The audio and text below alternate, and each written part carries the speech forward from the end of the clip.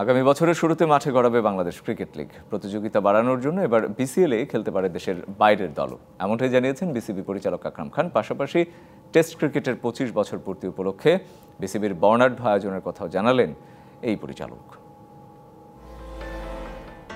লাল বলের ক্রিকেটে দেশের অন্যতম গুরুত্বপূর্ণ আসর বাংলাদেশ ক্রিকেট লিগ। ফ্র্যাঞ্চাইজি ভিত্তিক দেশের একমাত্র এই 4 দিনের টুর্নামেন্ট দিয়ে টেস্ট ম্যাচের প্রস্তুতি সারেন ক্রিকেটাররা। গেল মে মাসে এই আসর শুরুর কথা থাকলেও গরম ও আন্তর্জাতিক সিরিজ থাকায় সেটা সম্ভব হয়নি। অবশেষে মাঠে গড়াতে যাচ্ছে বাংলাদেশ ক্রিকেট লিগ।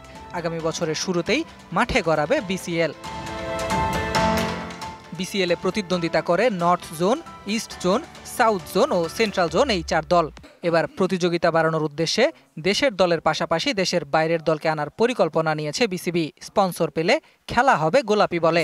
আমরা মেতে আমাদের বিসিএল হওয়ার কথা ছিল, কারণ আমরা চিন্তা ভাবনা করেছি যে এটা নেক্সট ইয়ার শুরুতে করব। বাংলাদেশ থেকে 3টা টিম করে একটা বাইরে থেকে এ টিম টাইপের একটা টিম এনে দিলে কম্পিটিশনটা বেশি হবে। চেষ্টা করব আফগানিস্তান থেকে আনতে, যদি আফগানিস্তান না, শ্রীলঙ্কা আছে।